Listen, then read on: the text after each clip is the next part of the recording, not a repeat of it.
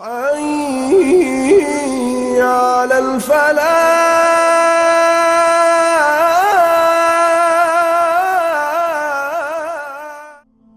اعوذ باللہ من الشیطان الرجیم. پناہ مانگتا ہوں میں اللہ کی شیطان مردود سے. بسم اللہ الرحمن الرحیم. شروع اللہ کا نام لے کر جو بڑا مہربان نہایت رحم والا ہے. اے اہل اسلام، اب اللہ اور اس کے رسول کی طرف سے ان مشرکوں سے جن سے تم نے عہد کر رکھا تھا بیزاری اور جنگ کی تیاری ہے. سو مشرکو، تم زمین میں 4 مہینے چل پھر لو اور جان رکھو کہ تم اللہ کو عاجز نہ کر سکو گے، اور یہ بھی کہ اللہ کافروں کو رسوا کرنے والا ہے. اور حج اکبر کے دن اللہ اور اس کے رسول کی طرف سے لوگوں کو آگاہ کیا جاتا ہے کہ اللہ مشرکوں سے بیزار ہے اور اس کا رسول بھی. اب اگر تم توبہ کر لو تو تمہارے حق میں بہتر ہے، اور اگر نہ مانو تو جان رکھو کہ تم اللہ کو ہرا نہیں سکو گے. اور اے پیغمبر، کافروں کو دکھ دینے والے عذاب کی خبر سنا دو. البتہ جن مشرکوں کے ساتھ تم نے عہد کیا ہو اور انہوں نے تمہارا کسی طرح کا قصور نہ کیا ہو اور نہ تمہارے مقابلے میں کسی کی مدد کی ہو، تو جس مدت تک ان کے ساتھ عہد کیا ہو اسے پورا کرو کہ اللہ پرہیزگاروں کو دوست رکھتا ہے. بس جب عزت کے مہینے گزر جائیں تو مشرکوں کو جہاں پاؤ قتل کر دو اور ان کو پکڑ لو اور گھیر لو، اور ہر گھاٹ کی جگہ ان کی طاق میں بیٹھے رہو. پھر اگر وہ توبہ کر لیں اور نماز قائم کرنے اور زکات دینے لگیں تو ان کا رستہ چھوڑ دو. بے شک اللہ بخشنے والا ہے، مہربان ہے. اور اگر کوئی مشرک تم سے پناہ کا خواستگار ہو تو اس کو پناہ دے دو یہاں تک کہ وہ کلام اللہ کو سننے لگے، پھر اس کو امن کی جگہ واپس پہنچا دو، اس لیے کہ یہ بے خبر لوگ ہیں. بھلا مشرکوں کے لیے جنہوں نے عہد توڑ ڈالا، اللہ اور اس کے رسول کے نزدیک عہد کیسے قائم رہ سکتا ہے؟ ہاں، جن لوگوں کے ساتھ تم نے مسجد حرام یعنی خانہ کعبہ کے نزدیک عہد کیا ہے، اگر وہ اپنے عہد پر قائم رہیں تو تم بھی اپنے قول و قرار پر قائم رہو. بے شک اللہ پرہیزگاروں کو دوست رکھتا ہے. بھلا ان سے عہد کیوں کر پورا کیا جائے جب ان کا یہ حال ہے کہ اگر تم پر غلبہ پا لیں تو نہ قرابت کا لحاظ کریں نہ عہد کا. یہ منہ سے تو تمہیں خوش کر دیتی ہیں لیکن ان کے دل ان باتوں کو قبول نہیں کرتے اور ان میں اکثر نافرمان ہیں. یہ اللہ کی آیتوں کے عوض تھوڑا سا فائدہ حاصل کرتے اور لوگوں کو اللہ کے راستے سے روکتے ہیں. کچھ شک نہیں کہ جو کام یہ کرتے ہیں برے ہیں. یہ لوگ کسی مومن کے حق میں نہ تو رشتہ داری کا پاس کرتے ہیں نہ عہد کا، اور یہ حد سے تجاوز کرنے والے ہیں. اب اگر یہ توبہ کر لیں اور نماز پڑھنے اور زکات دینے لگیں تو دین میں تمہارے بھائی ہیں. اور سمجھنے والے لوگوں کے لیے ہم اپنی آیتیں کھول کھول کر بیان کرتے ہیں. اور اگر عہد کرنے کے بعد اپنی قسموں کو توڑ ڈالیں اور تمہارے دین میں تانا زنی کرنے لگے تو ان کفر کے پیشواؤں سے جنگ کرو، ان کی قسموں کا کچھ اعتبار نہیں ہے. عجب نہیں کہ اپنی حرکات سے باز آ جائیں. بھلا تم ایسے لوگوں سے کیوں نہ لڑو جنہوں نے اپنی قسموں کو توڑ ڈالا اور پیغمبر کو وطن سے نکالنے کا ارادہ کر لیا، اور انہوں نے تم سے عہد شکنی کی ابتدا کی. کیا تم ایسے لوگوں سے ڈرتے ہو؟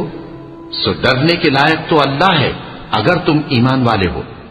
ان سے خوب لڑو، اللہ ان کو تمہارے ہاتھوں سے عذاب میں ڈالے گا اور انہیں رسوا کرے گا، اور تم کو ان پر غلبہ دے گا اور مومن لوگوں کے سینوں کو شفا بخشے گا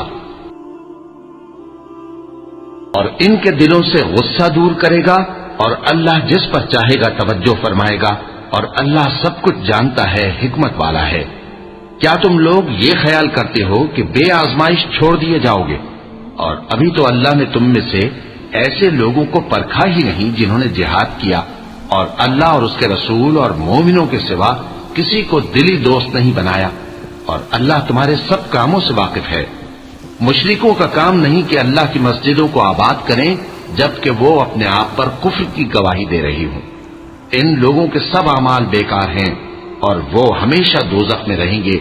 اللہ کی مسجدوں کو تو وہ لوگ آباد کرتے ہیں جو اللہ پر اور روز قیامت پر ایمان لاتے اور نماز پڑھتے اور زکات دیتی ہیں اور اللہ کے سوا کسی سے نہیں ڈرتے یہی لوگ امید ہے کہ ہدایت یافتہ لوگوں میں سے ہوں۔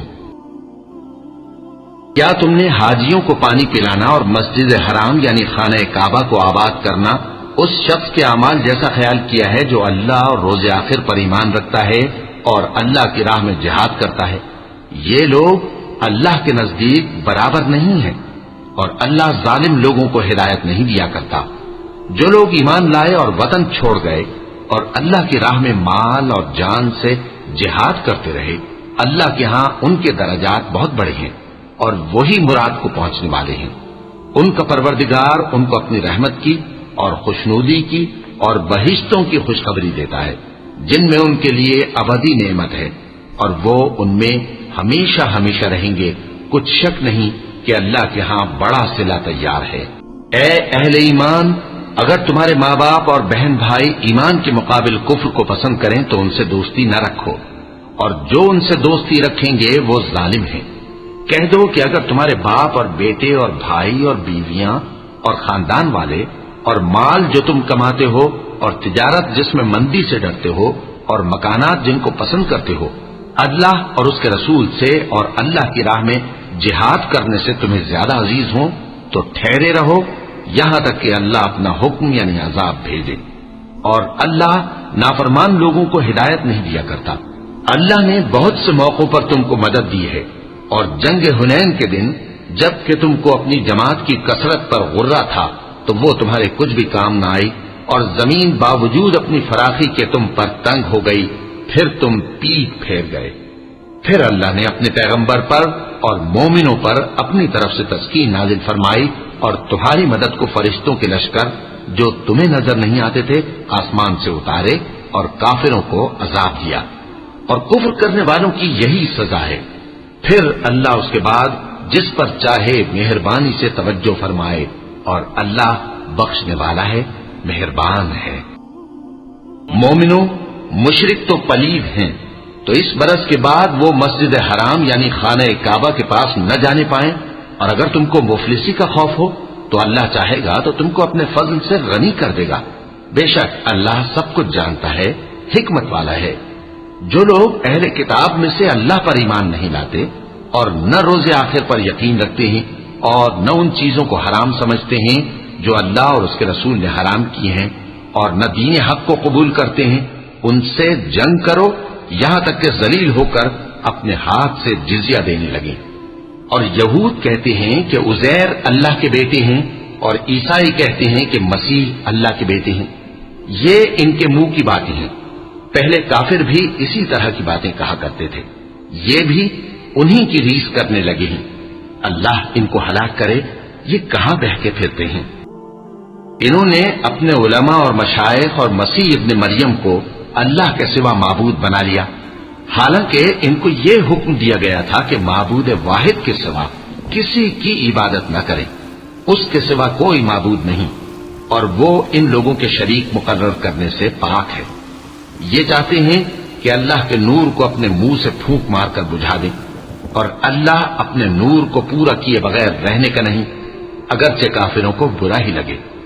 وہی تو ہے جس نے اپنے پیغمبر کو ہدایت اور دین حق دے کر بھیجا تاکہ اس دین کو دنیا کے تمام دینوں پر غالب کرے، اگرچہ کافر ناخوش ہی ہوں۔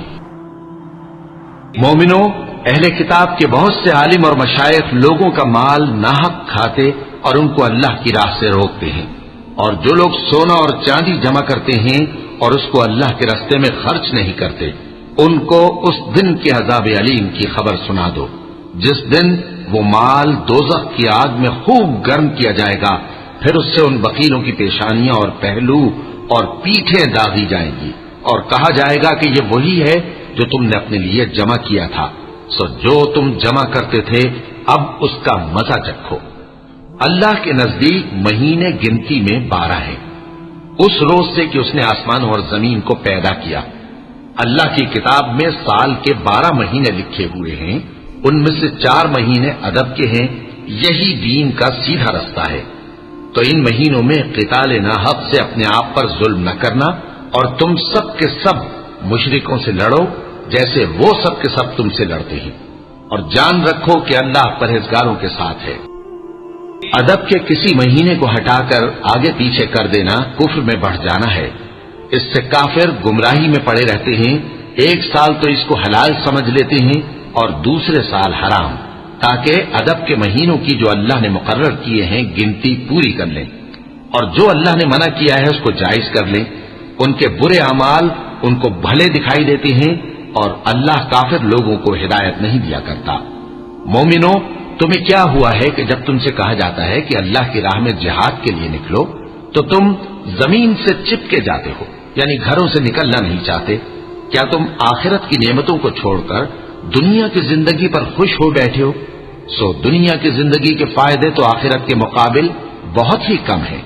اگر تم نہ نکلو گے تو اللہ تم کو بڑی تکلیف کا عذاب دے گا اور تمہاری جگہ اور لوگ پیدا کر دے گا اور تم اس کو کچھ نقصان نہ پہنچا سکو گے، اور اللہ ہر چیز پر قدرت رکھتا ہے۔ اگر تم پیغمبر کی مدد نہ کرو گے تو اللہ ان کا مددگار ہے۔ وہ وقت تم کو یاد ہوگا جب ان کو کافروں نے گھر سے نکال دیا۔ اس وقت دو ہی شخص تھے، جن میں ایک ابو بکر رضی اللہ تعالیٰ عنہ تھے، دوسرے ہمارے پیغمبر صلی اللہ علیہ وآلہ وسلم۔ جب وہ دونوں غار ثور میں تھے، اس وقت پیغمبر اپنے رفیق کو تسلی دیتے تھے کہ غم نہ کرو، اللہ ہمارے ساتھ ہے۔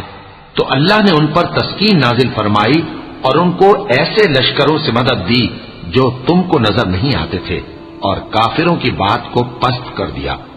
اور بات تو اللہ ہی کی بلند ہے، اور اللہ زبردست ہے، حکمت والا ہے۔ تم ہتھیار تھوڑے رکھتے ہو یا بہت، گھروں سے نکل آؤ اور اللہ کے راستے میں مال اور جان سے جہاد کرو، یہی تمہارے حق میں بہتر ہے، بشرطے کہ سمجھو۔ اگر مال غنیمت آسانی سے حاصل ہونے والا اور سفر بھی ہلکا ہوتا تو یہ تمہارے ساتھ شوق سے چل دیتے، لیکن مسافت ان کو دور دراز نظر آئی تو عذر کریں گے اور اللہ کی قسمیں کھائیں گے کہ اگر ہم طاقت رکھتے تو آپ کے ساتھ ضرور نکل پڑتے۔ یہ اس طرح اپنے آپ کو ہلاک کر رہے ہیں، اور اللہ جانتا ہے کہ یہ جھوٹے ہیں۔ اللہ تمہیں معاف کرے، تم نے پیشتر اس کے کہ تم پر وہ لوگ بھی ظاہر ہو جاتے جو سچے ہیں، اور وہ بھی تمہیں معلوم ہو جاتے جو جھوٹے ہیں۔ ان کو اجازت کیوں دی؟ جو لوگ اللہ پر اور روز آخر پر ایمان رکھتے ہیں وہ تو تم سے اجازت نہیں مانگتے کہ پیچھے رہ جائیں، بلکہ چاہتے ہیں کہ اپنے مال اور جان سے جہاد کریں، اور اللہ پرہیزگاروں سے واقف ہے۔ اجازت وہی لوگ مانگتے ہیں جو اللہ پر اور روز آخر پر ایمان نہیں رکھتے اور ان کے دل شک میں پڑے ہوئے ہیں، سو وہ اپنے شک میں ڈاواں ڈول ہو رہے ہیں۔ اور اگر وہ نکلنے کا ارادہ کرتے تو اس کے لیے سامان تیار کرتے، لیکن اللہ نے ان کا اٹھنا اور نکلنا پسند ہی نہ کیا تو ان کو ہلنے جلنے ہی نہ دیا، اور ان سے کہہ دیا گیا کہ جہاں معذور بیٹھے ہیں تم بھی ان کے ساتھ بیٹھے رہو۔ اگر وہ تم میں شامل ہو کر نکل بھی کھڑے ہوتے تو تمہارے درمیان شرارت کرتے اور تم میں فساد ڈلوانے کی غرض سے دوڑے دوڑے پھرتے، اور تم میں ان کے جاسوس بھی ہیں، اور اللہ ظالموں کو خوب جانتا ہے۔ یہ پہلے بھی طالب فساد رہے ہیں اور بہت سی باتوں میں تمہارے لیے الٹ پھیر کرتے رہے ہیں، یہاں تک کہ حق آ پہنچا اور اللہ کا حکم غالب ہوا اور وہ برا مانتے ہی رہ گئے۔ اور ان میں کوئی ایسا بھی ہے جو کہتا ہے کہ مجھے تو اجازت ہی دیجیے اور آفت میں نہ ڈالیے۔ دیکھو یہ آفت میں پڑ گئے ہیں اور دوزخ سب کافروں کو گھیرے ہوئے ہے۔ اے پیغمبر، اگر تم کو آسائش حاصل ہوتی ہے تو ان کو بری لگتی ہے، اور اگر تم پر کوئی مشکل آ پڑتی ہے تو کہتے ہیں کہ ہم نے اپنا کام پہلے ہی درست کر لیا تھا، اور خوشیاں مناتے لوٹ جاتے ہیں۔ کہہ دو کہ ہم کو کوئی مصیبت نہیں پہنچ سکتی بجز اس کے جو اللہ نے ہمارے لیے لکھ دی ہو، وہی ہمارا کارساز ہے، اور مومنوں کو تو اللہ ہی پر بھروسہ رکھنا چاہیے۔ کہہ دو کہ تم ہمارے حق میں دو بھلائیوں میں سے ایک کے منتظر ہو، اور ہم تمہارے حق میں اس بات کے منتظر ہیں کہ اللہ یا تو اپنے پاس سے تم پر کوئی عذاب نازل کرے یا ہمارے ہاتھوں سے تمہیں عذاب دلوائے، سو تم بھی انتظار کرو، ہم بھی تمہارے ساتھ انتظار کرتے ہیں۔ کہہ دو کہ تم مال خوشی سے خرچ کرو یا ناخوشی سے، تم سے ہرگز قبول نہیں کیا جائے گا، تم نافرمان لوگ ہو، اور ان کے خرچ کیے ہوئے مالوں کے قبول ہونے سے کوئی چیز مانے نہیں ہوتی سوائے اس کے کہ انہوں نے اللہ سے اور اس کے رسول سے کفر کیا، اور نماز کو آتے ہیں تو سست و کاہل ہو کر، اور خرچ کرتے ہیں تو ناخوشی سے۔ بس تم ان کے مال اور اولاد سے تعجب نہ کرنا، اللہ چاہتا ہے کہ ان چیزوں سے دنیا کی زندگی میں ان کو عذاب دے، اور جب ان کی جان نکلے تو اس وقت بھی یہ کافر ہی ہوں، اور اللہ کی قسمیں کھاتے ہیں کہ وہ تمہیں میں سے ہیں، حالانکہ وہ تم میں سے نہیں ہے۔ اصل یہ ہے کہ وہ ڈرپوک لوگ ہیں۔ اگر ان کو کوئی بچاؤ کی جگہ جیسے قلعہ یا غار یا زمین کے اندر گھسنے کی جگہ مل جائے تو اسی طرف رسیاں توڑاتے ہوئے بھاگ جائیں، اور ان میں بعض ایسے بھی ہیں کہ تقسیم صدقات میں تم پر تانا زنی کرتے ہیں۔ اب اگر ان کو اس میں سے خاطر خواہ مل جائے تو خوش رہیں، اور اگر اس قدر نہ ملے تو جھٹ خفا ہو جائیں، اور اگر وہ اس پر خوش رہتے جو اللہ اور اس کے رسول نے ان کو دیا تھا، اور کہتے کہ ہمیں اللہ کافی ہے، اور اللہ میں اور اللہ کی راہ میں اور مسافروں کی مدد میں بھی یہ مال خرچ کرنا چاہیے، یہ مصارف اللہ کی طرف سے مقرر کر دیے گئے ہیں، اور اللہ جاننے والا ہے، حکمت والا ہے۔ صدق اللہ العظیم۔ حي على الفلاح